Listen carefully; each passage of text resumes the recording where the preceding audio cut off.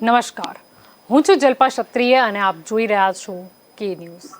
Corona મહામારીમાં જે પણ લોકોએ જીવ ગુમાવ્યો હોય તેમના પરિવારને 50,000 રૂપિયાની સહાય આપવી જોઈએ તેવી ભલામણ નેશનલ ડિઝાસ્ટર મેનેજમેન્ટ ઓથોરિટી દ્વારા કરવામાં આવી હતી। આ જાણકારી કેન્દ્ર સરકારે સુપ્રીમ કોર્ટને આપી હતી અને સુપ્રીમમાં કોરોના પીડિતોને સહાય આપવાની માંગણીઓ કરતી અનેક અરજીઓ પણ થઈ હતી। કેન્દ્ર સરકારે સુપ્રીમ કોર્ટમાં કહ્યું છે કે કોરોનાને કારણે જે પણ લોકોના મોત નિપજ્યા હોય તેમના પરિવારને 50,000 રૂપિયાનું વળતર આપવામાં આવશે।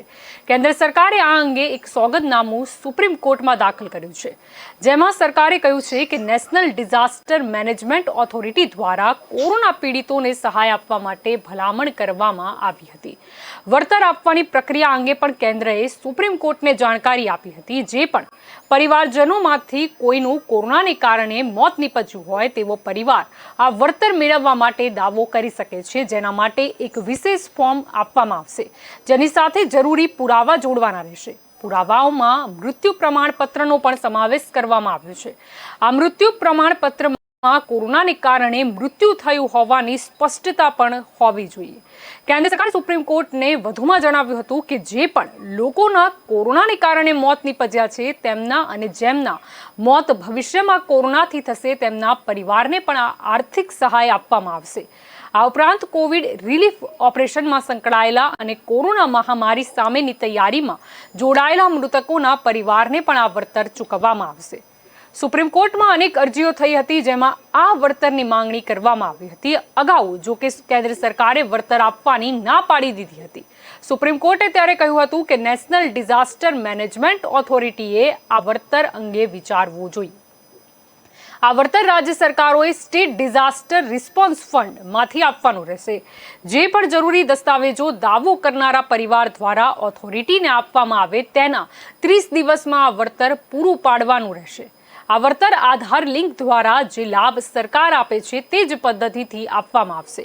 જો વળતર ચૂકવવામાં ન આવે તો તેવા સંજોગોમાં સમિતિએ મૃતકના વારસને યોગ્ય કારણ આપવાનું રહેશે। તો રાજ્ય સરકાર દ્વારા આ માટે એક વિશેષ ફોર્મ જાહેર કરવામાં આવશે। વળતર આપવાની આખી પ્રક્રિયા લોકો માટે વધુ સરળ બનાવવામાં આવશે। કોરોનાની ત્રીજી લહેર આવવાની શક્યતાઓ જો કે પહેલાથી જ કહી રહ્યું હતું કે આવશે તે લહેર, પરંતુ હવે કેટલા રૂપિયા વળતર આપવા પાછળ થશે તે અંગે કોઈ અનુમાન હાલ લગાવવું શક્ય નથી તેવું કેન્દ્રએ સુપ્રીમ કોર્ટને જણાવ્યું હતું।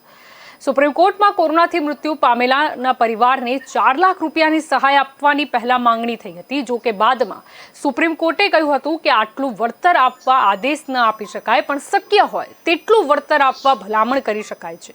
જે બાદ કેન્દ્ર સરકાર આ વળતર માટે તૈયાર થઈ છે। ઉલ્લેખનીય છે કે ગુજરાતમાં આજ સુધીમાં કોરોનાથી મૃત્યુ પામનારનો સત્તાવાર મરણાંક 10,082 અને ભારતમાં 4,46,050 નોંધાયો છે। જ્યારે આજ સુધીમાં કોરોનાથી દેશમાં સૌથી વધારે મૃત્યુ મહારાષ્ટ્રમાં 1,38,664, કર્ણાટકમાં 37,668, તમિલનાડુમાં 35,400, દિલ્હીમાં 25,085 અને કેરળમાં 24,039 લોકોના મોત નિપજ્યા છે। આરોગ્ય મંત્રાલયે અગાઉ જણાવ્યું હતું કે દેશમાં કોરોનાથી થયેલા મૃત્યુમાં 70% મોત કોમોર્બિડિટીના કારણે થયા છે। આથી ગુજરાતમાં વળતર પેટે હાલમાં અંદાજે 50 કરોડ અને દેશમાં સૌથી વધારે વળતર મહારાષ્ટ્રમાં 693 કરોડ, કર્ણાટકમાં 188 કરોડ, તમિલનાડુમાં 176 કરોડ, દિલ્હીમાં 125 કરોડ, કેરળમાં 119 કરોડ, ઉત્તર પ્રદેશમાં 114 કરોડ, પશ્ચિમ બંગાળમાં 93 કરોડ, પંજાબમાં 82 કરોડ, આંધ્રપ્રદેશમાં 70 કરોડ, છત્તીસગઢમાં 67 કરોડ, મધ્યપ્રદેશમાં 52 કરોડ, હરિયાણામાં 49 કરોડ, બિહારમાં 48 કરોડ અને રાજસ્થાનમાં 44 કરોડ ચૂકવવાના રહેશે। હવે આપણે વાત કરીએ તો આ દરમિયાન અમદાવાદની વાત કરીએ। અમદાવાદ સહિત ગુજરાતમાં કોરોનાથી સંખ્યાબંધ લોકોના મૃત્યુ થઈ રહ્યા હતા, ત્યારે એક એવી પણ ફરિયાદ ઉઠવા પામી હતી કે કોરોનાથી મૃત્યુ પામનાર ઘણા લોકોના ડેથ સર્ટિફિકેટમાં મૃત્યુનું કારણ COVID-19ને બદલે રેસ્પિરેટરી પ્રોબ્લેમ, બ્રીથિંગ પ્રોબ્લેમ અને ન્યુમોનિયાનો ઉલ્લેખ કરવામાં આવ્યો હતો। માટે હવે આવા મૃતકોના વારસને 50,000નું વળતર કેવી રીતે મળશે, આ અંગે મોટા પ્રમાણમાં હોબાળો થાય એવી શક્યતા સર્જાઈ રહી છે। જે તે વખતે મૃત્યુનો આંકડો ઓછો દર્શાવવા માટે ડેથ સર્ટિફિકેટમાં મૃત્યુનું કારણ COVID-19ના બદલે બીજું કંઈક ઉલ્લેખ થયું હોય તેવી પણ આક્ષેપ જે છે તે વ્યક્તિના મૃત્યુ પામનાર વ્યક્તિના સગાવાલા દ્વારા કરવામાં આવ્યો હતો. અને આ જ બધા ટોપિક ઉપર આજનો આપણો મુદ્દો છે અને આના ઉપર આપણી સાથે ચર્ચા કરવા માટે જોડાઈ ચૂક્યા છે રાજકીય વિશ્લેષક વાસુદેવ પટેલ આપણી સાથે જોડાયા છે, પત્રકાર દિલીપસિંહ ક્ષત્રિય પણ આપણી સાથે જોડાઈ ગયા છે અને ભાજપ તરફથી રાજુ શુક્લા આપણી સાથે જોડાયા છે. આ બધાનું સ્વાગત છે કે ન્યૂઝમાં. શરૂઆત આપથી કરવા માંગીશ રાજુભાઈ, શું કહેશો? પહેલા કેન્દ્ર સરકારે ઇનકાર કર્યો હતો અને ત્યારબાદ જ્યારે સુપ્રીમ કોર્ટે ટકોર લગાવી હતી અને છેલ્લે હવે નક્કી કરાયું છે કે 50,000 રૂપિયાનું વળતર આપવામાં આવશે અને રાજ્ય સરકારે તે આપવાનું રહેશે. શું તૈયારી, શું આયોજન? આપણે જે જણાવ્યું પ્રમાણે પહેલા 4 લાખ રૂપિયાની વળતરની માંગણીઓની અરજીઓ સુપ્રીમ કોર્ટમાં ઘણી બધી આવી હતી અને પક્ષકારોએ પણ કરી હતી. જે કેન્દ્ર સરકાર દ્વારા અસમર્થતા બતાવવામાં આવી હતી અને સુપ્રીમ કોર્ટે પણ આદેશ એવો આપ્યો હતો કે ભાઈ આટલું વળતર આપવાની ભલામણ અમે ના કરી શકીએ, પરંતુ યથાયોગ્ય વળતર આપવા માટે અમે લોકો આદેશ કરીશું. અને ઘણા સમયના અંતે આખરે નિર્ણય લેવામાં આવ્યો કે 50,000 રૂપિયા સુધીનું વળતર જેનું કોરોનાથી મૃત્યુ થયું હોય એને આપવું જોઈએ. એનામાં કેન્દ્ર સરકાર પણ સહમત થઈ. એટલે એક સાચી દિશાનું ને સારું પગલું છે. સુપ્રીમ કોર્ટની ટકોર થઈ, કેન્દ્ર સરકારે પણ હા પાડી કે અમે લોકો આનું ચૂકવીશું. એટલે જેના મૃત્યુ થયા હશે કોરોનાથી એ લોકોના ઘરનાને ઘણી રાહત થશે. 50,000 રૂપિયા પર પર્સન એટલે ઘણા ઘરે 1 કે 2 મૃત્યુ પણ થયા હોય એ લોકોને પણ મૃત્યુ દાવા પેટે આ મળશે. પ્રધાનમંત્રી વીમા યોજના, જીવન જ્યોતિ વીમા યોજના છે, એના અંતર્ગત પણ 2 લાખ રૂપિયા મળ્યા એમને. એટલે પોતાનું ઘર ચલાવવા કે ભવિષ્યમાં થોડા દિવસો માટે એમના માટે ખૂબ રાહતના સમાચાર છે એમ આપણે કહી શકીએ. જી વાસુદેવભાઈ, આપની તરફ આવવા માંગીશ, શું કહેવા માંગશો? એમ તો વ્યક્તિની જિંદગી છે તે અમૂલ્ય છે, ભલે એમને વળતરની 50,000 રૂપિયાની વાત કરવામાં આવી છે, કોઈ પણ વ્યક્તિની જેને કહી શકાય કોઈ વ્યક્તિની કમી છે એનું ક્યાંક ને ક્યાંક એના બાળકને 50,000 મળી બી જાય અથવા એની પત્નીને પણ મળી જાય, માણસની તો કમી પૂરી નહીં થાય. પરંતુ શું લાગે છે, કારણ કે પહેલા પણ ઘણી વખત આપણે જોયું છે કે અમુક જે લાભો હોય છે ક્યાંક ને ક્યાંક જે લોકોને મળવો જોઈએ તે ક્યાંક ને ક્યાંક એનાથી વંચિત રહી જાય છે. શું લાગે છે આ વખતે શું થશે? કારણ કે પહેલાથી જ કોવિડ સર્ટિફિકેટ જે છે, ડેથ સર્ટિફિકેટ, એમાં કોવિડ નન લખી આપતા હોય એવી ઘણી ફરિયાદો ઉઠવા પામી છે. આપણે છે ને આપણા દેશમાં જે વ્યવસ્થાઓ છે એ જેને વેલફેર સ્ટેટ કહેવાય, કલ્યાણકારી રાજ્યની વ્યવસ્થા છે. એટલે રાજ્ય છે બે, એટલે રાજ્ય છે એ આપણે સુરક્ષા અને ન્યાયની સાથે લોકોના કલ્યાણનું પણ ધ્યાન રાખશે એ માટે થઈને શાસન વ્યવસ્થાઓ અમલમાં આવી. હવે મૂળ વાત એવી છે કે આપણા દેશમાં જે આપણું સાંસ્કૃતિક ઢાંચો છે, આપણું જે સામાજિક જીવન છે, એમાં રાજ્યો છે એ ક્યારેય કલ્યાણકારી રાજ્યો હતા નહીં. કલ્યાણ કરવાનું કામ સમાજ પાસે રહેતું. અત્યારે કલ્યાણકારી રાજ્ય સ્ટેટ થવાને કારણે સમસ્યા શું થઈ છે? માની લો કે કોરોનામાં 50,000 રૂપિયા આપવાનું કીધું. કોરોનાને કારણે ખરેખર જેનું મૃત્યુ થયું છે એ તો સર્ટિફિકેટના બધા વિષયોમાં આવી જાય, પણ એ પરિવારને કેટલી જરૂર છે, ખરેખર એને જરૂર છે કે નહીં? જરૂરિયાત વાળા આ બધા લોકોને મળશે, એટલે જરૂરિયાત વગરના લોકોને જે મળે છે. એટલે આ જે વ્યવસ્થાની જે ખામી છે, આ વ્યવસ્થાની ખામી દૂર કરવા માટે કલ્યાણકારી કામ છે ને 3 કામ હોય. એક હેલ્થ એટલે આરોગ્યનું હોય, બીજું છે એ રોજગારનું હોય અને ત્રીજું એજ્યુકેશનનું હોય. આ 3 કામો કલ્યાણકારી હોય છે. એમાં રોજગારની અંદર જે છે રોટી પાણી મકાન આ બધું એમાં આવી જાય છે. એટલે કુલ મળીને આ વ્યવસ્થાઓ માટે જે આપણા દેશમાં જે વ્યવસ્થાઓની આવશ્યકતા છે એ સમાજ આધારિત વ્યવસ્થા હોય તો આપણે એવું કહી શકીએ કે ભાઈ ગુજરાત છે એને 5,000 જનસંખ્યાના બ્લોકમાં વેચી દઈએ તો 13,000 બ્લોક થાય.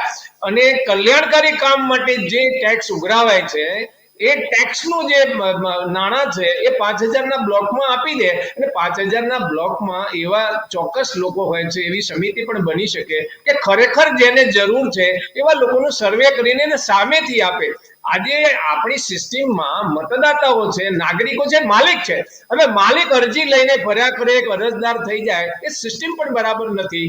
એટલે 5000 ના બ્લોકમાં આ વ્યવસ્થાઓ જો ઊભી થાય તો ખરેખર કોરોનાથી મૃત્યુ થયું છે ને એને પરિવારને આવશ્યકતા છે 50 ની નથી, એને 2.5 લાખની આવશ્યકતા છે, તો જ એ પરિવાર સસ્ટેન થાય એમ છે, તો એ આપી શકે 2.5 લાખ. અને બીજા 4 જણા એવા છે કે એને આવશ્યકતા જ નથી, તો એને ન આપે. એટલે ખરેખર કલ્યાણકારી રાજ્યની જે ડ્યુટીઝ છે એ સારી રીતે બજાવવા માટે થઈને અત્યારે તમે જો આ રેશનિંગના જે અનાજ વગેરે આપે છે, કેટલી બધી ખાઈગીઓ થાય છે, એનું એકમાત્ર કારણ એટલે ભાઈ અનાજના વિતરણ માટે થઈને તમારે છે કેન્દ્રમાંથી આ બધું ચલાવવાની ક્યાં જરૂર છે? તમે 5000 ના બ્લોકમાં એનું ફાળવી દો ને, જે કંઈ હોય એને જે જરૂરિયાતમંદનો સર્વે કરશે, એને જે આવશ્યકતા છે, કદાચ એને અનાજની આવશ્યકતા નહીં હોય, કપડાની હશે, કપડાની દવાઓની હશે, એ પ્રમાણે એને મદદ થાય. એટલે ખરેખર જે કલ્યાણકારી કામો છે એ થવાને બદલે આ તો બાગભટાઈ ચાલે છે. અને કલ્યાણકારી સ્ટેટ જ્યારે બને છે ત્યારે હંમેશા સ્ટેટ સાથે જોડાયેલા લોકો, એટલે કર્મચારીઓ છે, રાજકારણીઓ છે, ધનપતિઓ એની સાથે જોડાયેલા હોય, માફિયા લોકો હોય, એ જ લૂંટી જાય, બીજા લોકોના હાથમાં કશું ના આવે. પ્રત્યક્ષ આપણે જોઈ પણ રહ્યા છીએ.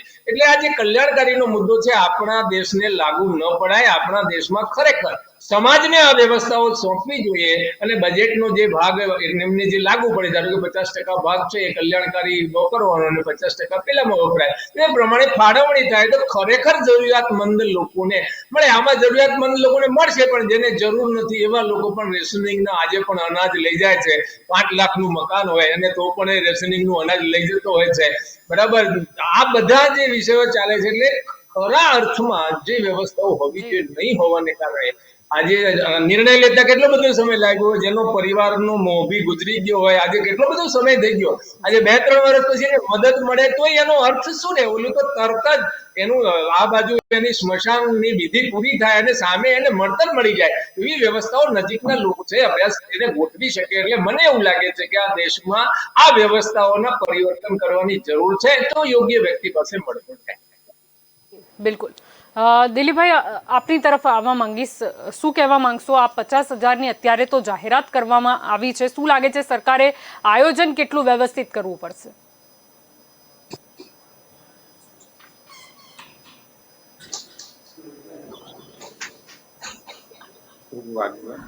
જી દિલીપભાઈ. હેલો. જી દિલીપભાઈ, આપને શું લાગે છે 50,000ની અત્યારે જાહેરાત કરવામાં આવી છે, 50,000 સહાયની રાજ્ય સરકાર એને ચૂકવવાની રહેશે, કેટલું આયોજન કરવું પડશે? આયોજન તો આમાં છે ને બહુ મોટું કરવું પડશે. તમે જુઓ કે દરેક વખતે સરકારની જે સૌથી મોટી સમસ્યા છે એ યોજનાઓ જાહેર કરવાની નથી. યોજનાઓ જાહેર કર્યા પછી એને યોગ્ય રીતે તમારે અમલીકરણ લાવવાની વસ્તુ છે. કોરોના વિષયની અગાઉ સરકાર તરફથી પણ જાહેરાતો થઈ હતી. તમને જો ખ્યાલ હોય તો 2 બાળકો જેના છે અને જેના માતા પિતા બંને મૃત્યુ પામ્યા છે, એના માટે સરકારે જાહેરાત કરી. પછી પાછળથી જાહેરાત કરી કે જેના એક જ માતા કે પિતામાંથી કોઈ એક વાલી વારસદારનું મૃત્યુ થયું છે, એને પણ ગુજરાત સરકાર તરફથી એમના બાળકોને 2,000 રૂપિયા આપવાની વાત હતી. એની જે ડેડલાઇન હતી તમે જુઓ એમાં કેટલું મેસઅપ થયું. રૂપાણી ગયા એની પહેલા એમણે એક પત્રકાર પરિષદ કરીને એને અંગેની સ્પષ્ટતાઓ કરવી પડી કે ભાઈ આમાં આવું નથી, આ યોજનામાં આવું છે. અને સૌથી મહત્વની વસ્તુ છે કે જે રાજીવ ગાંધી વખતે કહેવાતું હતું કે ભાઈ રાજીવ ગાંધીનો જે ફેમસ ડાયલોગ છે દરેક જગ્યાએ કોટ થાય છે કે હું 1 રૂપિયો મોકલું છું ને નીચે 10 પૈસા પહોંચે છે.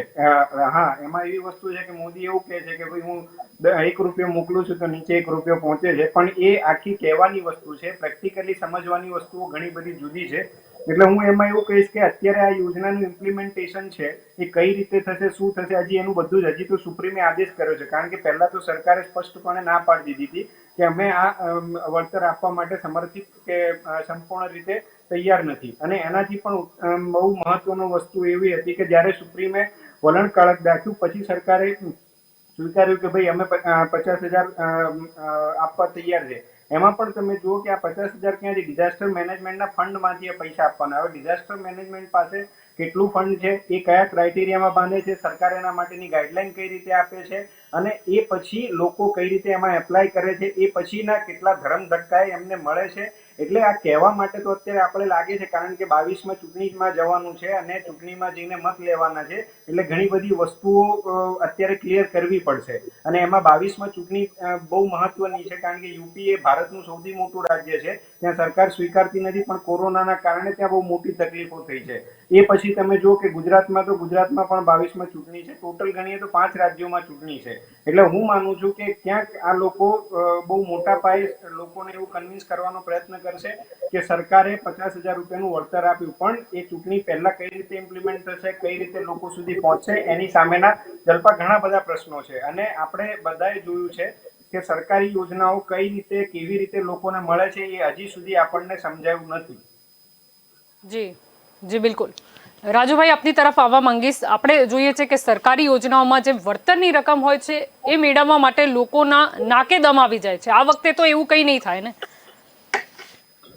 બેન, પહેલા જેમ દિલીપસિંહે કીધું કે રાજીવ ગાંધીએ કીધું 1 રૂપિયા મોકલું છું 10 પૈસા નીચે મળે છે, પણ એ વખતે આધુનિકતા ઓછી હતી. અત્યારે હાલ ઓનલાઈન પેમેન્ટની સિસ્ટમ છે, દરેક ખેડૂતોના એકાઉન્ટમાં ડાયરેક્ટ પૈસા જમા થાય જ છે. વિવિધ યોજનાઓના પૈસા પણ ડાયરેક્ટ જમા થાય છે.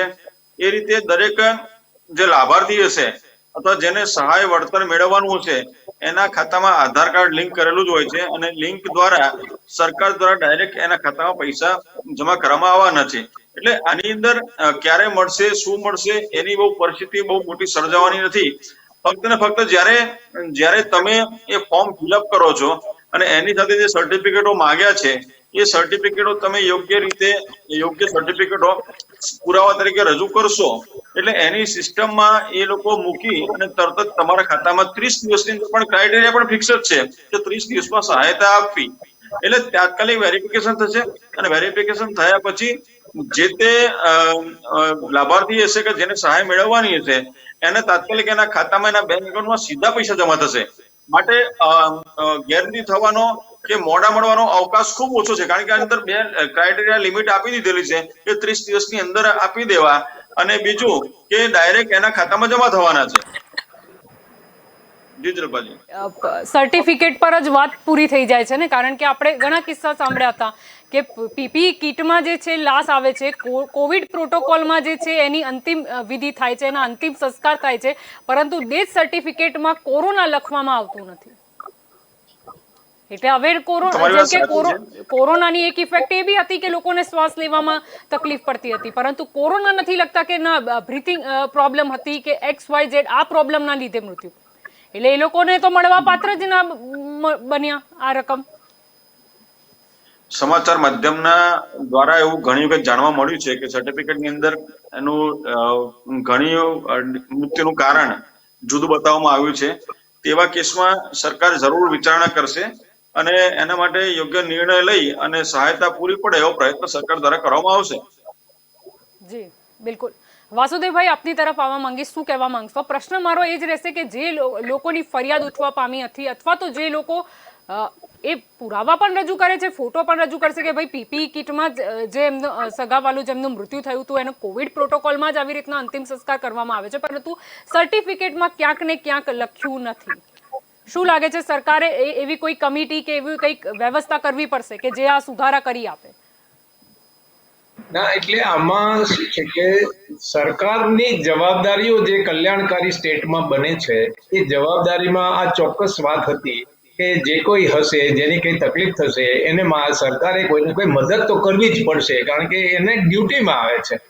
હવે જ્યારે કોઈ પણ મદદ કરવાનો જેમાં વિષય આવે છે તો એમાં એને પહેલેથી ખબર હોવી જોઈએ. તમે 2-4 વર્ષ પછી આંદોલન થાય, સુપ્રીમ કોર્ટમાં જાય પછી નિર્ણય લો, એ પહેલેથી ખબર હોવી જોઈએ કે આપણે જો આમાં વળતર ચૂકવવાનું થશે તો આપણે આટલા પ્રકારના ડોક્યુમેન્ટ જોશે, આટલી સાબિતીઓ જોશે. તો એ પહેલેથી જ આ વિષય છે પહેલા દિવસે, એટલે એ ડિઝાસ્ટર મેનેજમેન્ટ વાળાએ પહેલેથી જ એ ફોર્મ છે એ ફોર્મની જે વિગતોમાં લેવાનું થતું હોય બધું પહેલેથી જાણ કરવી જોઈએ કે તમારે વળતર લેવાનું થશે. તો એટલે જે એડવાન્સમાં જે કાંઈ વિચારણા થતી નથી એને કારણે પાછળથી શું થાય છે, રાજુભાઈએ કીધું ટેકનોલોજી ડેવલપ થઈ છે એટલે ડાયરેક્ટ એકાઉન્ટમાં પૈસા ટ્રાન્સફર થાય છે. એ તો 2,000-4,000 હોય ને એમાંય જે ગામડામાં જે ફોર્મ ફિલઅપ થાય છે ને એમાં જે કઈ ઓલી થાય છે સાહેબ, આવડી મોટી રકમ હોય ત્યારે એ ફોર્મની ચકાસણી થયા પછી એને 30 દિવસમાં પૈસા મળે, પણ ચકાસણી કરવા વાળો શું એની જોડે સોદો કરશે, બેંકમાં આવશે તો જઈને પછી પૈસા આપશે તો એનો મેળ પડશે. આ બધી સ્થિતિ જે ભ્રષ્ટાચાર જે રીતે ચાલી રહ્યો છે ને ભ્રષ્ટાચાર જે રીતે સરકારી તંત્રમાં વ્યાપેલો છે એ તો ગમે ત્યાંથી રસ્તા કાઢીને પૈસા મેળવી લે છે. એટલે જેને અને ત્યારે માલિકને અરજદાર બનાવી દીધો, અરજદારને બિચારાને તો એવું છે કે લટકાવી દે તો એ કશું કરી શકતો નથી. બીજું એવું છે કે આપણે ત્યાં જે અધિકારીઓ છે, કર્મચારીઓ છે, એમની પાસે 3 પ્રકારના પાવર છે. એક ડિલે કરવાનો પાવર છે, એક ભેદભાવ ડિસ્ક્રિમિનેશન કરવાનો પાવર છે, અને ત્રીજો છે એની પાસે ડિસ્ક્રિશનરી પાવર છે, એટલે મનમાની કરવાનો પણ અધિકાર છે. અધિકારનો દુરુપયોગ કરીને એ ભ્રષ્ટાચાર કરે છે, અને આ ભ્રષ્ટાચાર છે રોકાય એવી સ્થિતિ નથી. એટલે આમાં પણ થશે એવું જ કે પહેલેથી જ જે લોકો સમજ્યા હશે, કારણ કે ભ્રષ્ટાચાર દેશમાં હવે એડવાન્સ થઈ ગયો છે. પહેલા ભ્રષ્ટાચાર એ પર્સન્ટેજ પ્રમાણે ડિપાર્ટમેન્ટમાં ચાલતો, હું પણ સરકારમાં હતો એટલે મને ખબર છે કેવી રીતે થતો. હવે ભ્રષ્ટાચાર છે ને એ એડવાન્સ થાય છે, પહેલેથી લઈ લેવાય છે. ઇવન આપણા જે ઓલા જે ટેન્ડરો ઇન્વાઇટ થાય છે એમાં પણ આવું થાય છે. એટલે આમાં પણ આવું જ થવાનું, પહેલેથી પૈસા આપશે તો ફોર્મ પાસ થશે, કે નહીં થાય તો અરજદાર કરશે શું બિચારો, એને સાંભળવા વાળું તો કોઈ છે જ નહીં. એટલે જે પદ્ધતિઓ આ દેશમાં વહીવટી ના અધિકાર ઓલા ઉપર જે આવે છે એ પદ્ધતિઓ ઉપર વિચાર કરવાની જરૂર છે કે એમાં ભ્રષ્ટાચાર નહીં થશે કે એવું સિસ્ટમ આવવું જોઈએ. એવું સિસ્ટમ નથી આવતું. એટલે એવું સિસ્ટમ જો લાવવું જોઈએ ને તો આ કલ્યાણકારી છે ને એ સત્તા પાસે કલ્યાણ કરવાનો અધિકાર ના હોય. સત્તા તો હંમેશા પોતાની રીતે ડિસ્ક્રિશનરી પાવરથી ચાલે છે. 3 પ્રકારના અધિકારો છે એ હંમેશા પૈસા બનાવશે. એટલે કલ્યાણકારી જે રાજ્ય ખરેખર કલ્યાણ જો રાજ્ય તો એ કામ છે એ નાની ઓલીમાં મૂલવણી કરીને નાના લોકો પાસે આપી દેવું જોઈએ. આખા દેશનું સંચાલન કેવી રીતે કલ્યાણ થઈ શકે, એમાં કેટલા લોકો વચ્ચેથી ખાયકી કરી જશે. એટલે આ આખી વ્યવસ્થાઓ જે છે એની પર ફેર વિચારવાની જરૂર છે. તો ખરેખર એને જરૂર છે એને મળે. અત્યારે તો જરૂર છે નહીં એવા લોકો છે મેનેજ કરીને અધિકારીઓ સાથે મેળે પેળે કરીને એના દલાલોને રાખીને પૈસા લઈ જાય છે, અને ગરીબ ફરે જેને જરૂર છે એનું બિચારું કોઈ સાંભળવા વાળું નથી. એટલે આ જે છે એ ખરેખર જરૂરિયાત લોકોને મળે એવી વ્યવસ્થા જુએ, તંત્ર પણ જુએ. જે રાજકીય પક્ષો છે, આ રાજકીય પક્ષોનું ખરેખર તો કામ છે.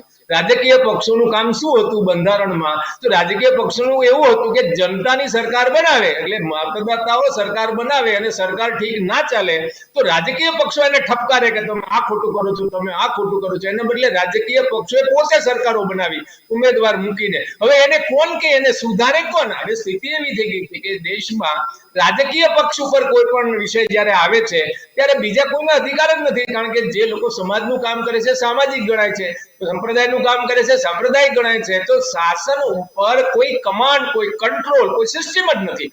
કારણ કે જેને સિસ્ટમ કંટ્રોલ સિસ્ટમ બનાવવાની હતી એ તો સત્તામાં બેસી ગયા છે.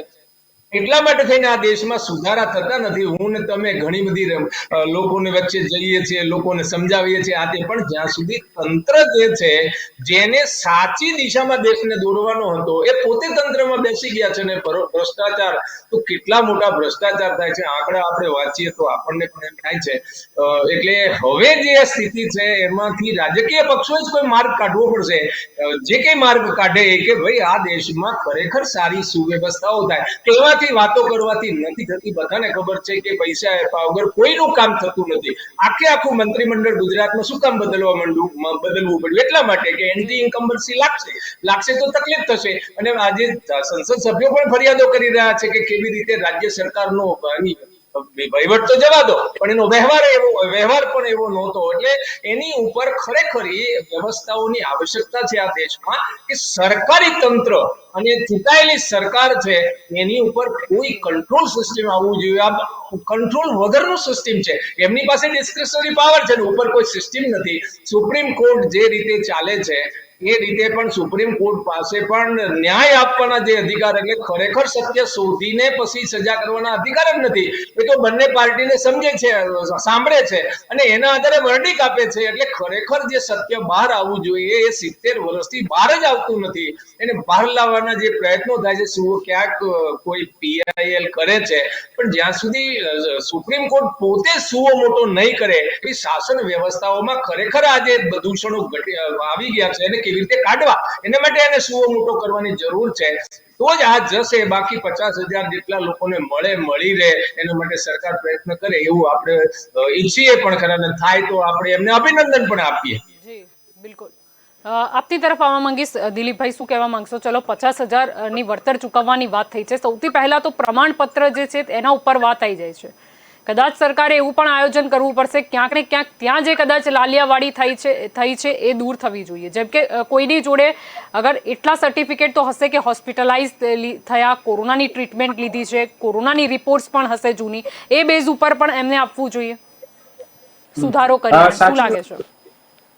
સાચી વસ્તુ છે. આમાં સૌથી મહત્વની વસ્તુ છે કે એ 50,000 આપવા મહત્વની વસ્તુ નથી. 50,000 ઇઝીલી વેમાં જે લાભાર્થી છે કે જેને મળવા જોઈએ એને સરળતાથી મળી જાય ને એ માટેનું આયોજન એ સરકાર માટેનું સૌથી મોટું ટાસ્ક છે.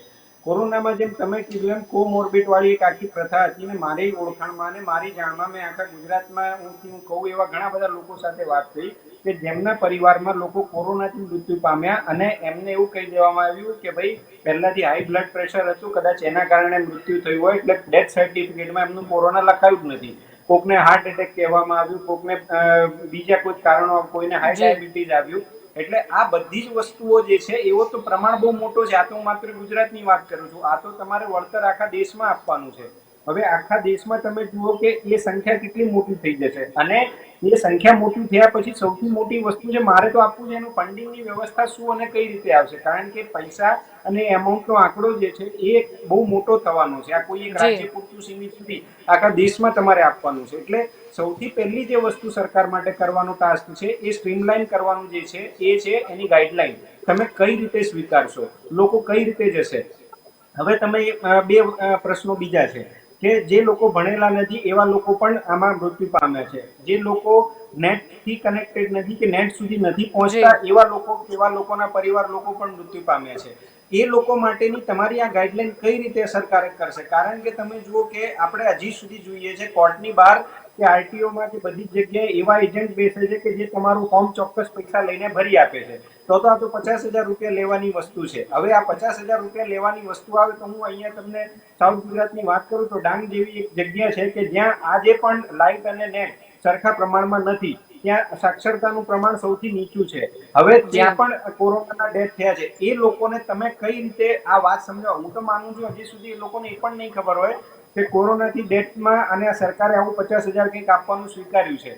એટલે આમાં મળતિયાઓને રોકવા માટેની જે સિસ્ટમ છે એ સરકાર માટે સૌથી માથાનો દુખાવો છે. તમે જો આજે કોઈ પણ સરકારી કામમાં જે છે એ સૌથી વધારે મલાઈ કે સૌથી વધારે પૈસા કોણ લઈ જાય છે એ સરકારી અધિકારી. હું તમને કહું, પરમ દિવસે જ સુરતમાં તલાટીને 50,000ની લાંચ લેતા એસીબીએ પકડ્યો છે. અને લાંચ શેના માટે લેવાય કે એના ફોર્મ સરખી રીતે પાસ કરવા માટે. હવે તમે વિચારો કે જો ફોર્મ સરખી રીતે પાસ કરવા માટે લાંચ લેવાતી હોય તો પછી આ તો ફોર્મ નહીં, આ તો આખી પૈસા જ પાસ કરવાના છે. એટલે બેંકના અધિકારીથી લઈને સરકારી સિસ્ટમ અને એમાં જે કોઈ સિસ્ટમ ઊભી કરશે એ સિસ્ટમના અધિકારીઓ એ એટલા બધા લોચા ઊભા કરશે કે જ્યાં સુધી એમને પૈસા નહીં મળે ને ત્યાં સુધી પ્રશ્નો જ પ્રશ્નો હશે. પૈસા મળ્યા પછી પણ એને કેટલા પ્રમાણમાં પૈસા જોઈએ છે એ આખા જુદા પ્રશ્નો છે. એટલે સરકારે પૈસા તો આપવા સરકારની જવાબદારી છે.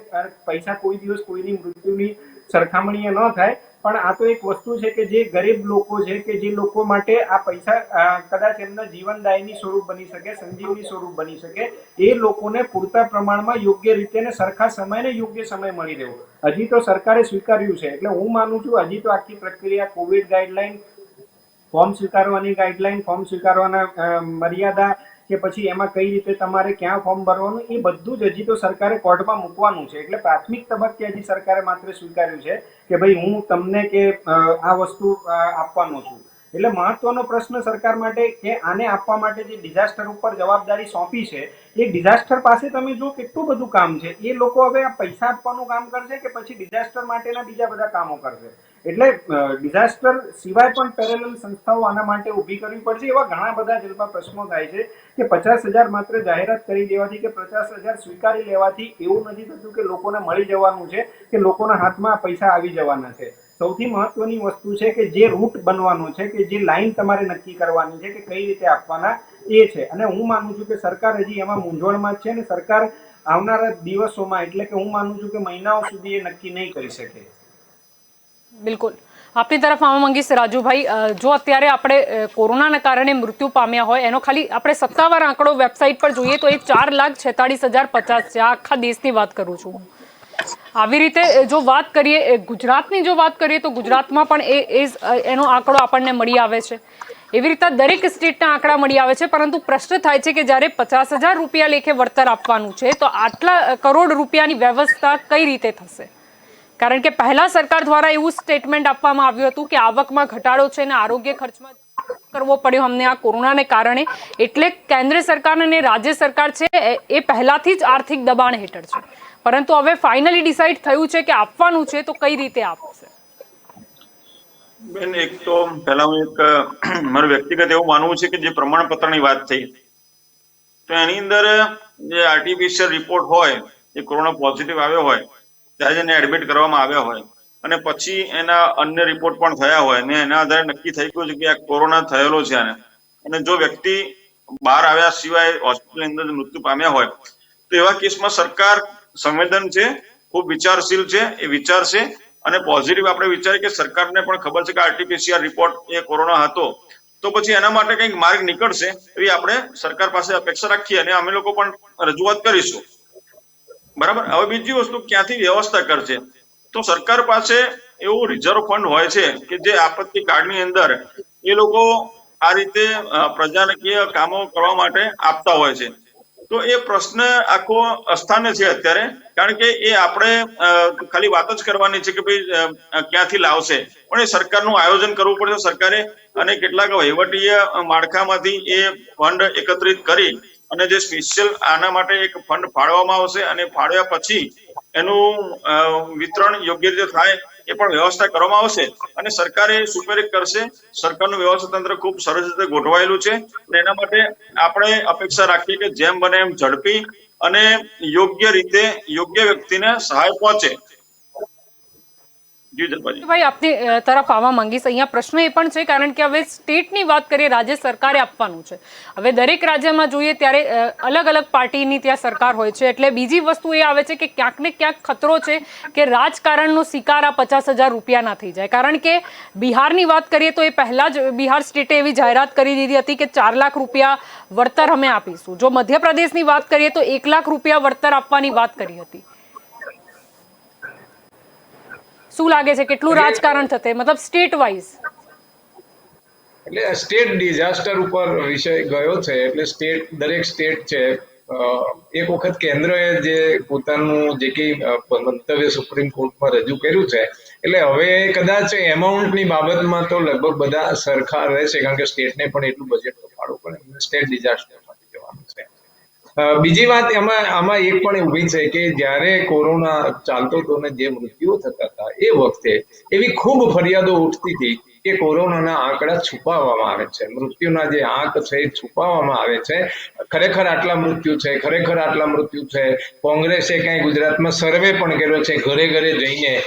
ખૂબ એવા લોકો આમાં હશે કે જેને કોરોના થયો હોય પણ ઘરે તાવ આવ્યો હોય ને એમાંથી સપડાઈ ગયો, હોસ્પિટલ સુધી પહોંચ્યો જ ના હોય, તો પછી એને તો સર્ટિફાઈડ થયું જ ના હોય ને કોરોના. એટલે કોરોના ખરેખર કોરોના થયો તો એને શોધવું ને સર્ટિફાઈડ કરવું અથવા તો ખરેખર કોરોનામાં જ મરી ગયો છે. એટલે આ અનેક વિષયો, એટલા માટે આ વિષયો બધા ઉદ્ભવે છે કે સરકારે એની પહેલેથી પ્લાનિંગ કરીને ખરેખર આ બધી વ્યવસ્થાઓ ગોઠવાયેલી હોય છે, પણ ગામડામાં તલાટી છે અથવા તો જે કઈ સરકારી અધિકારીઓ હોય છે એ કશું કોઈ કામ જ નથી કરતા, બધા ભ્રષ્ટાચારમાં જ પડેલા હોય છે. એટલે આગોતરી એમની પાસે જે માહિતીઓ ભેગી કરવાની હોય એ માહિતીઓ કોઈ હોતી જ નથી, માહિતીઓ કોઈ મેળવતા નથી અને છેલ્લા ટાઈમે જે કોઈ આવે છે એની પાસેથી કઈ ટકા લઈ અને એને પછી ફોર્મમાં બધું ગોઠવી આપે છે. એટલે આ આખો જે વિષય છે કે મૃત્યુના આંક જે કોરોનાના કારણે છુપાવ્યા છે, ખરેખર એવું કઈ બન્યું હશે તો આ વિષય છે બહુ જ જેને કહેવાય કે આગામી સમયમાં બહુ મોટું સ્વરૂપ લઈ શકે કે ભાઈ અમારા તો લોકો કોરોનામાં ગયા છે પણ અમને સર્ટિફિકેટ મેળવી નથી શક્યા.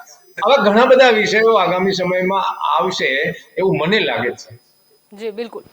દિલીપભાઈ આપની તરફ આવવા માંગીશ. પ્રશ્ન મારો એ જ રહેશે, શું લાગે છે, કારણ કે દરેક સ્ટેટમાં જોઈએ તો અલગ અલગ જે છે પાર્ટીની સરકાર છે, ક્યાંક ને ક્યાંક રાજકારણ પણ રમાય એવું પણ લાગે છે, કારણ કે આવનારા સમયમાં જોઈએ તો ઘણા બધા રાજ્યોમાં વિધાનસભાની ચૂંટણી પણ આવી રહી છે. જલ્પા એકદમ સાચી વસ્તુ છે. વાસુદેવભાઈએ જે કીધું એટલે એમણે સચોટ ઓલું નથી કીધું, પણ હું એમાં થોડુંક એડિશન કરીશ કે ન્યુયોર્ક ટાઈમ્સે એક રિપોર્ટ છાપેલો હતો કે ગુજરાતમાં જ 4 લાખ લોકોના કોરોનાના કારણે ડેથ થયા છે. એટલે મૂળ મહત્વનો પ્રશ્ન ત્યાંથી જ શરૂ થશે કે ભાઈ કેટલા મૃત્યુ આંકને સાચા ગણવા, કારણ કે તમે આ બાજુ પૈસા આપવા જશો અને બીજી બાજુ ઓફિશિયલ તમારા ચોપડે જેટલા મૃત્યુ આંક નોંધાયેલા છે એની સામે પ્રશ્નો આપવાના શરૂ થઈ જશે. જેમ ભાજપના નેતાએ કીધું કે ભાઈ આરટીપીસીઆર નો રિપોર્ટ હોય તો પછી એને આપણે મૃત્યુમાં ગણીશું કે એવી કંઈક ગાઈડલાઈન. હવે તમે જો આરટીપીસીઆર નો રિપોર્ટ હોય અને ડેથ સર્ટિફિકેટમાં કંઈક જુદું જ કારણ આપવામાં આવ્યું હોય એટલે ફરીથી ત્યાં વિવાદ ઉભા થવાના શરૂ થશે કે ભાઈ મને તો પહેલાથી આરટીપીસીઆર મારો પોઝિટિવ હતો ને ડેથ સર્ટિફિકેટમાં નથી. એટલે આ આંકડો જે છે એ ક્યાંક વધવાનો એટલે તમે જે કીધું એ જ પ્રશ્ન આવીને ઉભો રહેવાનો રાજકારણનો. કારણ કે રાજકારણીઓ તમે સમજો કે ચૂંટણી માટે ને ચૂંટણી કેન્દ્રિત રાજકારણ આજકાલ ચાલે છે. એટલે જે સત્તા પક્ષ છે એ પોતાનો બચાવ કરવા ઉતરશે, સામે વિરોધ પક્ષ એને એવું દેખાડવા કરશે કે ભાઈ આમાં સરકાર અન્યાય કરી રહી છે કારણ કે યોગ્ય આંકડાઓ તમારી પાસે નથી, યોગ્ય મેનેજમેન્ટ તમારી પાસે નથી. પ્લસ આમાં હું માનું છું કે સરકાર આપવા કરતા જે લોકોને નહીં મળે ને એ લોકોનો ગુસ્સો વધારે સરકારને કદાચ ઝેલવો પડશે, કારણ કે જેને મળ્યું છે એને તો ઠીક, કે જેને મળશે એને તો ઠીક, પણ દરેક ઘરમાં એવું કોક ને કોક કારણ હશે કે જેના કારણે કદાચ એમને કોરોના પોઝિટિવના કારણે ડેથ થઈ છે એવું સાબિત કરવું મુશ્કેલ બની જાય. હવે જે મુશ્કેલ બની જશે અને એમને એવું લાગશે કે ભાઈ અમને નથી મળ્યા, એ બધાને ભાવનાઓને ઉશ્કેરવાનું કામ કોઈ પણ રાજકીય પક્ષ કરશે ને સ્વાભાવિક છે કે રાજકારણ છે, ચૂંટણી ગુજરાતમાં છે, એના સિવાય બીજા 5 રાજ્યોમાં છે, તો દરેક પક્ષ પોતાની અને સત્તા પક્ષની વિફળતા દેખાડવા માટે કોક ને કોક મુદ્દા ઉભા જ કરશે. એટલે હું માનું છું આ 50,000 નો મુદ્દો જે છે એ આવનાર ચૂંટણીમાં 100% ગાજવાનો છે. જેને મળશે એ પણ કદાચ ગજાવશે અને જેને નહીં મળે એ પણ આ મુદ્દો ગજાવશે. આ સિવાય પણ એક બહુ મહત્વની વસ્તુ છે કે સરકાર જે કરી રહી છે કે તમે સમજો એ એવું કરી રહી છે કે અમે કોવિડમાં બહુ સારું કામ કર્યું છે. તમે જો સતત વેક્સિનનો રેકોર્ડ છે, એના પછી સતત જે હોસ્પિટલ, ઓક્સિજન વધારવાના, ઓક્સિજન બેડ વધારવાના બધા કામો સતત માર્કેટિંગ કરી રહી છે. આ માર્કેટિંગની પાછળનું કારણ શું છે કે સરકાર એવું દેખાડવા પ્રયત્ન કરે છે કે એમની સરકાર જે છે એ કોરોનામાં સૌથી ઉત્તમ કામગીરી કરી રહી છે. ચાલો આપણે એ બધી વસ્તુઓ પછીથી સ્વીકારીએ, પણ મૂળ મુદ્દો એવો આવે છે કે કોરોનામાં જે લોકોનો ખર્ચો થયો, જે લોકોએ પોતાના ઘર બહાર વેચીને પણ પોતાના પરિવારજનો બચાવવા પ્રયત્ન કરે, એવા ઘણા બધા કિસ્સા છે. તમે જુઓ કે અમદાવાદમાં, સુરતમાં કે મહાનગરોને છોડી દે બધી જ જગ્યાએ ગુજરાત સરકારે હોસ્પિટલ સારવારના પૈસા નક્કી કર્યા હતા. હવે એ સારવાર પ્રમાણે હું માનું છું કે એવરેજ એક કોરોનાનો વ્યક્તિ આપણે સામાન્ય એક દર કાઢીએ તો 7 થી 8 દિવસ હોસ્પિટલમાં રહેતો હતો અને એની પાછળનો ખર્ચો હું માનું છું કે 1.5 થી 2 લાખ રૂપિયા આરામથી ખાનગી હોસ્પિટલોમાં થતો હતો. હવે એ જો દુર્ભાગ્યે મૃત્યુ પામ્યો હોય તો 2 લાખ ખર્ચો કરીને અને એના પછીની જે કંઈ પણ એની પ્રક્રિયાઓ થઈ એમાં પૈસા ખર્ચી કરીને એ પરિવારને જ્યારે સરકાર 50,000 રૂપિયા આપવાનું આયોજન કરશે ત્યારે હું માનું છું કે એમને ઓલા ઘા ઉપર મીઠું લગાવવા જેવો ઘાટ થશે કે ભાઈ એક તો અમે આટલું બધું વેઠીને અમારો પરિવારજને ગુમાવ્યો, ઉપરથી સરકાર અમને 50,000 રૂપિયા જેવું આપીને અમારી મજાક બનાવી રહી છે. એટલે જી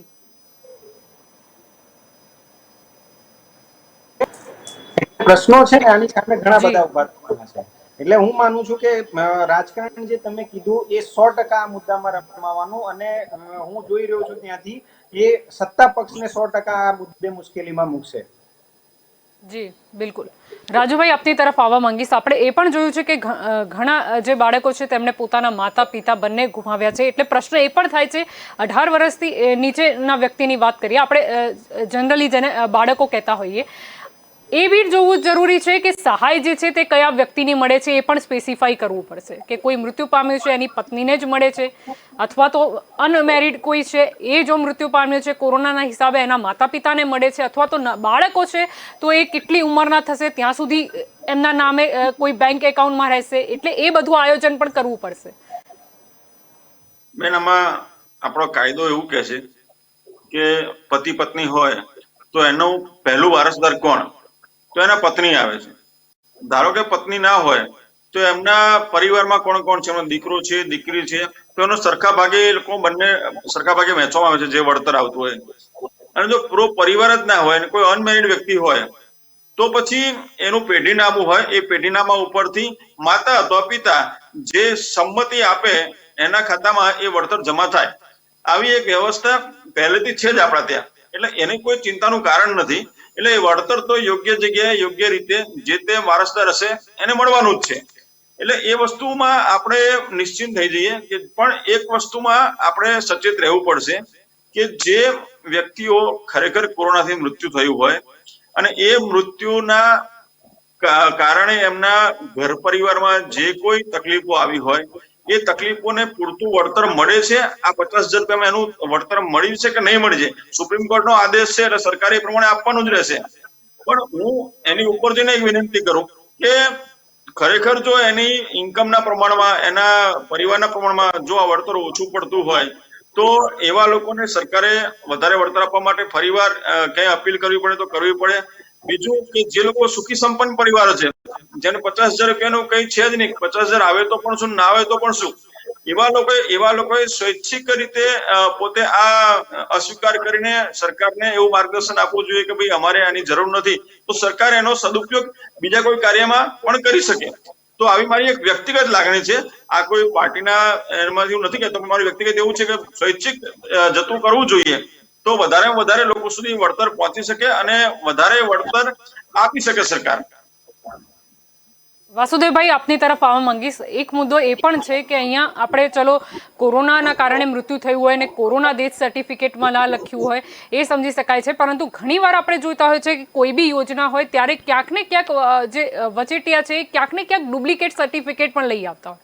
જેમ આપણે કોરોનાના સમયે એ પણ જોયું હતું કે જો તમારે નેગેટિવ સર્ટિફિકેટ જોઈએ RT-PCR તો આટલા રૂપિયા આપો અને નેગેટિવ કોરોનાનો જે તમારો ટેસ્ટ રિપોર્ટ છે નેગેટિવ મતલબ લઈ લો. એટલે ક્યાંક ને ક્યાંક આ એક પણ ખતરો છે. હા, એટલે આજે જ બ્રિટનને જે કહ્યું છે, આજે પણ એને એવું જ કીધું છે કે અમને જે તમારી રસી છે એની સામે વાંધો નથી, પણ તમારા દેશનું વહીવટી તંત્ર જે છે એ ગમે તેને ગમે ત્યાં સર્ટિફિકેટ આપી દે. એટલે આપણા દેશના ભ્રષ્ટાચારની વાહવાહી આખી દુનિયામાં થઈ રહી છે. સમસ્યા આ છે ને આપણે એક શરમજનક સ્થિતિમાં એક ભારતીય તરીકે મુકાઈએ છીએ કે આપણી આબરૂ શું દુનિયામાં. એટલે વહીવટી તંત્ર જે રીતે કામ કરી રહ્યું છે એની આ સમસ્યા છે અને તમે કીધું એ થવાનું જ છે. આ પહેલા થયું જ છે, જેને સર્ટિફિકેટો મેળવ્યા છે, જેને લખાવવાનું હતું એને એ વખતે જ લખાવી લીધું હશે. એટલે હજુ પણ આમાં ફેરફારો નહીં થાય એવું માનવાને કારણ નહીં, કારણ કે અધિકારીઓના હાથમાં ડિસ્ક્રિશનરી પાવર છે, મનમાની કરવાનો અધિકાર છે એને. એટલે મનમાની કરે છે ને મનમાની કારણે દુનિયામાં આપણી આબરૂ વેચાય છે. હવે ખરેખર મને તો કહેવાનું મન થાય છે કે ખરેખર આ દેશનો વહીવટ નહીં સુધરે તો દુનિયામાં મોઢું બતાવવા લાયક આપણે નથી રહેવાના. આપણે એવું કહી રહ્યા છીએ દુનિયાભરમાં કે અમારા વડાપ્રધાન, પહેલાના વડાપ્રધાનો, હું વિડીયો જોતો હોઉં છું ઘણી જગ્યાએ કે મનમોહનસિંહને અમેરિકામાં આવી રીતે માન મળ્યું હતું અને નરેન્દ્રભાઈને આવી રીતે માન મળે છે ને. અરે ભાઈ, તમે આ માન મળે છે પણ તમારા દેશના વહીવટની ઇજ્જત શું છે બહાર, એ તો તમે કહો. તમારી માથે દેવું કેટલું છે, તમે કેવી રીતે ડીલ કરો છો, કેટલો ભ્રષ્ટાચાર છે, ભ્રષ્ટાચારના આંકડામાં તમે કયા નંબર ઉપર છો દુનિયામાં. આપણા દેશમાં દુનિયાનો બીજા નંબરનો વસ્તીમાં દેશ, આટલા બધા આપણી પાસે સંસાધનો અને આપણી જીડીપી છે અથવા તો આપણું આર્થિક જે માળખું છે અથવા તો આપણા જે આંક છે, ભૂખમરાના કહો કે તમે કુપોષણના કહો કે એ બાંગ્લાદેશ ને પાકિસ્તાન ને નેપાળ કરતા પણ નીચે છીએ આપણે. એટલે આ તો બહુ શરમજનક દેશની સ્થિતિ છે. શરમ આવે છે ઘણી વખત. આપણને એમ થાય કે કયા દેશમાં આપણે જીવી રહ્યા છીએ. વિશ્વ ગુરુની વાતો કરનાર દેશ, એના નેતાઓ, એના રાજકારણીઓ આ વિચાર નથી કરતા કે દુનિયામાં આપણી ખરેખર ઇજ્જત નથી. અને તમે કહો કે મારા વડાપ્રધાનની ઇજ્જત છે, કોઈ કોંગ્રેસ વાળા કે મારા મનમોહનસિંહની ઇજ્જત છે, ભાજપ વાળા કે નરેન્દ્રભાઈની ઇજ્જત છે. ઇજ્જત ક્યાં છે શોધો તમે. ઇજ્જત દુનિયામાં ભારતનો નંબર ક્યાં છે, ક્યાંય માઇક્રોસ્કોપ લઈને શોધવા જઈએ તો ન જડે એવી સ્થિતિમાં છે. બેરોજગારીનું કોઈ માપ નથી. લોકોને હેલ્થ ને માટે ટેક્સ તો લેવાય છે કલ્યાણના નામે, એને સુવિધાઓ મળતી નથી. વિદેશોમાં તમે જુઓ સુવિધા હેલ્થ એજ્યુકેશનની કેવી છે, એ સુવિધાઓ જેટલા આપણે ટેક્સ લઈ રહ્યા છે વ્યવસ્થાઓ નથી આપી રહ્યા. એટલે આ જે તમે કહ્યું ને બિલકુલ સાચું છે કે અધિકારીઓ મનમાની કરી અને ખરેખર આમાં જે કઈ સર્ટિફિકેટ એટલે એને ફોર્મ ભરવાનું છે, પાસ કરાવવાનું છે, એમાં બધું થવાનું છે, થઈ રહ્યું છે, અને કરનારને કશું થતું નથી. આ સમસ્યા આપણને નડી રહી છે. એટલે નાણાં ટેક્સના ઉઘરાવા પછી પણ મતદાતાઓને અથવા તો નાગરિકોને જે સુવિધાઓ મળવી જોઈએ નથી મળતી. એટલે જ મેં કીધું હતું કે કલ્યાણનું કામ છે, તમે નીચે સમાજને આપી દો 5000 ના બ્લોકમાં તો ખરેખર એને એનું વળતર મળશે. આ તો લોકો વચ્ચેના વચોટિયા છે, બધું ખાઈ જાય છે, ક્યાં ને ક્યાંય પકડાય છે, પકડનારે પૈસા લઈને છોડી દે છે. એટલે આખી એક ચેઇન બની ગઈ છે આ દેશમાં ભ્રષ્ટાચાર કરવા માટેની. એમાંથી ભગવાન જલ્દી કાઢે આ દેશને એવી પ્રાર્થના કરીએ.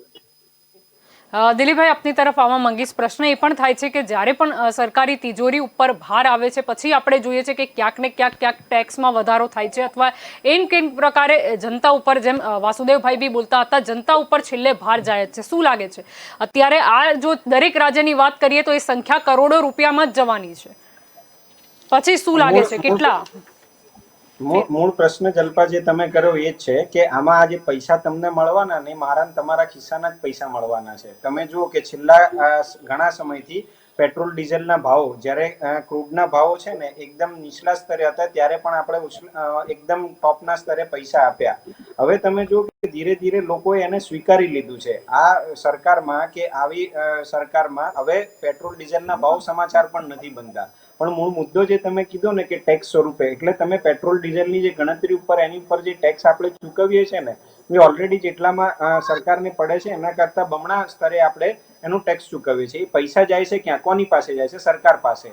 હવે એનાથી તો એ જે કરે છે એ કરે જ છે, પણ તમે સમજો આ જે રકમ આવવાની એ રકમ સરકાર એટલે કોણ? સરકાર એટલે રાજકારણીઓ. રાજકારણીઓ થોડી પોતાના ઘરના કે પોતાના ખિસ્સા તમને મને કે કોઈને પણ આપી દેવાના છે. એ પૈસા જે છે એ મારા તમારા ટેક્સ પેઇંગ જગ્યાઓમાંથી જ જવાના છે. એટલે આ જે કંઈ પણ બોજો પડવાનો છે આપણો જ બોજો પડવાનો છે. એટલા માટે જ આ પ્રશ્ન આપણે કરી શકીએ છીએ કે આ પ્રશ્ન આપણે કરવો જોઈએ કે ભાઈ આ પૈસા યોગ્ય રીતે યોગ્ય વ્યક્તિને મળવા જોઈએ. કારણ કે ફરીથી પૈસા આપણા ખિસ્સામાંથી નીકળીને યોગ્ય વ્યક્તિ સુધી પહોંચવાની જગ્યાએ કોઈક વચેટિયા કે દલાલો સુધી પહોંચી જશે. તમે જો ખેડૂતોનો પ્રશ્ન પણ સેમ જ છે. ખેડૂતો જ્યારે સિઝન આવે ને ત્યારે તમે સમજો કાંદા ટામેટા એકદમ નીચલા સ્તરે વેચે ત્યાં સુધી કે બિચારા એમને ભાવ ન મળે ને તો એપીએમસી ને બહાર એમને નાખીને જાય. જેવી સિઝન પૂરી થાય ને એ જ કાંદા ટામેટા ને બટાકા આપણે એનાથી 10 ગણા ભાવે ખરીદીએ છીએ. તો એ લાવે છે કોણ અને વેચે છે કોણ? મૂળ ત્યાં પણ વચેટિયા સિસ્ટમ છે. એટલે આ આખી દેશની, હું તમને કહું, આખી સરકારી સિસ્ટમની, ભારત દેશની સરકારી સિસ્ટમને જો કોઈ રોકી રાખી હોય કે બદનામ કરી હોય ને તો આ વચેટિયા સિસ્ટમ. એ વચેટિયા સિસ્ટમને ડેવલપ કોણે કરી? એ સરકારી અધિકારીઓ અને રાજકારણીઓ ડેવલપ કરી છે. અને એમાં મારો તમારો બધાનો સાથ પણ છે. કારણ કે મારે આજે કામ વહેલા કરાવવું છે, મારે કોઈક વસ્તુ સરકારી નિયમ કરતા પહેલા જોઈએ છે, તો હું લાઈનમાં નથી ઉભા રહેવા માંગતો. તો હું શું કરું છું કે લાઈનમાં આગળ જવા માટે હું જે તે વ્યક્તિને મારા ખિસ્સામાં પૈસા છે તો એ આપી દઉં છું. એટલે પાર્ટ ઓફ કરપ્શન આપણે જ ઊભું કર્યું છે અને આ સરકાર પણ એનો જ એક ભાગ છે અને સરકારી અધિકારીઓ પણ એનો એક ભાગ છે. એટલે આ 50,000 રૂપિયામાં હું માનું છું જેમ કે ભાઈ 50% જો લોકો સુધી, સાચા લોકો સુધી પહોંચી જાય ને તોય આપણું ટેક્સ પેઇંગ એ ખૂબ સારું ગણાશે કે ભાઈ ચલો આપણા ટેક્સના પૈસામાંથી 50,000 લોકો સારા અને સાચા લોકો સુધી પહોંચ્યા. પણ જે રીતની સિસ્ટમ છે, જે રીતની લોકો છે, જે રીતના સરકારી અધિકારીઓ છે, જે રીતે રાજકારણ ચાલે છે, એ જોતા એ શક્યતા હું માનું છું કે 50% કરતા પણ ઓછી છે કે સાચા લોકો અને જરૂરિયાત વાળા લોકો સુધી આ પૈસા પહોંચે. રહ્યો મૂળ પ્રશ્ન, આ પૈસા આવશે ક્યાંથી? તો પૈસા એ આવશે આપણા દેશના બજેટમાંથી જ આવશે. કારણ કે બીજી કોઈ જગ્યા કે બીજો કોઈ સ્કોપ નથી. આ સરકારે આરબીઆઈ નું રિઝર્વ ફંડ વાપર્યું છે, એના સમાચારો પણ આપણે વાંચ્યા છે અને એ વિશે ચર્ચાઓ પણ થઈ છે. તો એ પૈસા આયા ક્યાં ને ગયા ક્યાં? તમે જુઓ કે જે ફાઇનાન્સ મિનિસ્ટ્રીએ બજેટ બહાર પાડ્યું, એના 20 લાખ કરોડનું પેકેજ જાહેર કર્યું, એ બધા પૈસા ક્યાંથી આવવાના? કોની જોડેથી આવવાના? એ ટેક્સ પેઇંગમાંથી આવવાના.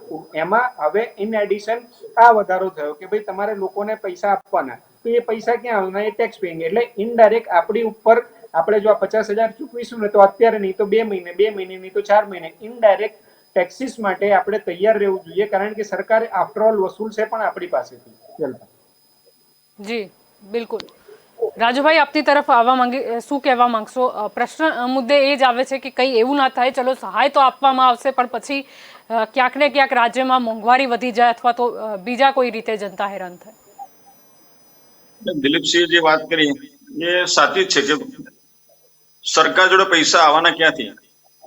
તો જે ટેક્સ લોકો ભરવાના છે, જે સરકારી મકાનો હોય કે સરકારી એરપોર્ટ હોય કે જે કઈ સરકારની અસ્કયામત હોય એના લીઝમાંથી જે ઇન્કમ થવાની છે એ ઇન્કમમાંથી જ આ એક રિઝર્વ ફંડ ઉભું થતું હોય છે અને આ રિઝર્વ ફંડ દ્વારા વિવિધ યોજનાઓમાં તથા આવા રાહત ફંડોમાં અથવા આવી રીતે વળતર આપવાનો જ્યાં જ્યાં આદેશ આવે ત્યાં આગળ સરકાર એમાંથી વળતર આપતી હોય છે. એટલે આફ્ટર ઓલ તો સરકાર એ માધ્યમ જ છે. આજે મારા ને તમારા જે ટેક્સ પે કરીએ છીએ આપણે, એ આપણા ખિસ્સામાંથી સરકાર તરફ જાય છે. સરકાર તરફથી એનું યોગ્ય વળતર યોગ્ય વ્યક્તિ સુધી પહોંચાડવામાં આવે છે. એટલે કે આ સિસ્ટમ પહેલાથી ગોઠવાયેલી છે. આની અંદર ચેન્જીસ કરવો કેવી રીતે કરવો એ તો હવે બહુ મોટી વસ્તુ છે, કારણ કે એમાં ઘણો સમય નીકળી જાય. પણ આ એક વ્યવસ્થાના ભાગરૂપે હું એ બાબતે સહમત જ છું કે ભાઈ આ જે કઈ સહાયતા મળવાની છે એ આફ્ટર ઓલ તો ટેક્સ પેયરના ખિસ્સામાંથી જ જવાની છે. કે એ મોટો વેપારી હોય તો જીએસટી સ્વરૂપે ચૂકવવાના છે, મારા તમારા જેવા હોય તો ટીડીએસ માંથી ચૂકવવાના છે. એટલે અન્ય કોઈ પણ વેરા હોય એ વેરામાંથી એની ઇન્કમ થાય અને ઇન્કમમાંથી આવી રીતે વળતર અને ઇન્ફ્રાસ્ટ્રક્ચર ડેવલપમેન્ટ પણ થાય, વિકાસની વાતો પણ થાય. એ બધું આફ્ટર ઓલ ટેક્સમાંથી જ થાય છે. એટલે એ વસ્તુ સાથે પણ હું સહમત છું કે ટેક્સમાંથી જ થાય અને ભવિષ્યમાં એ કદાચ સરકાર જેમ ઇન્દિરા ગાંધીની સરકાર વખતે ક્યાંક ને ક્યાંક 10 પૈસાનો પણ વધારો થતો આવે છે કે ભાઈ ફલાણો શેષ ઢીકણો શેષ, આવી રીતે કોઈ શેષનું સ્વરૂપ પણ આવી શકે છે. માટે એમાં આપણે એની બીજું કઈ કહી ના શકીએ બેન. પરંતુ રાજુભાઈ, છેલ્લે ચલો ઠીક છે, પૈસા આપણે વળતર અંગે પણ ચર્ચા કરી દઈશું, પરંતુ આમાં સ્પષ્ટ કહેવાયું છે કે અત્યાર સુધી જે મૃત્યુ થયા છે એ નહીં, પરંતુ આવનારા ભવિષ્યમાં બી જો કોરોનાના હિસાબે મૃત્યુ થાય છે તો એને પણ આમાં આવરી લેવામાં આવશે. એટલે અત્યારે પણ આપણે જો ઈચ્છીએ તો ધ્યાન રાખી શકીએ છીએ કે લોકોને કોઈ હાલાકી ના પડે ને ખરેખર જો કોરોનાથી મૃત્યુ થયું છે તો એને કોરોનાનું ડેથ સર્ટિફિકેટ આપવામાં આવે. ચોક્કસ બેન, સુપ્રીમ કોર્ટનો એવો આદેશ છે કે ભવિષ્યમાં પણ જે લોકોના મૃત્યુ કોરોનાથી થાય એ લોકોને સહાયતા મળવી જોઈએ. તો જેમ જેમ આ ફૂલ સિસ્ટમ બનાવવી જોઈએ અને બનાવ્યા પછી ભવિષ્યમાં પણ જેને કોઈ આવી જરૂરત ઉભી થાય, આપણે એવું માનીએ કે હવે ત્રીજી લહેર આવે નહીં અને ભગવાન આપણને સુરક્ષિત રાખે તો બહુ જ સારી વસ્તુ છે. પણ આ જે સિસ્ટમની અંદર આ ડેવલપમેન્ટની વાત છે તો એ યોગ્ય થવું જોઈએ અને આવનાર ભવિષ્યની અંદર પણ જે 50,000 ની વળતર આપવાની વાત આવે તો એમાં પણ એક યોગ્ય દિશા નિર્દેશનના આધારે આ વસ્તુ થવી જોઈએ. તો ચર્ચાનું ચક્રવાતમાં બધા મારી સાથે આ ચર્ચામાં જોડાયા તે બદલ આપનો આભાર. તો આજનો આપણો મુદ્દો એ હતો કે સુપ્રીમ કોર્ટની ટકોર બાદ 50,000 રૂપિયાની વળતરની વાત સામે આવી છે. હવે આ વળતર કોણ ચૂકવશે? હવે આ વળતર જે છે તે રાજ્ય સરકાર ચૂકવશે.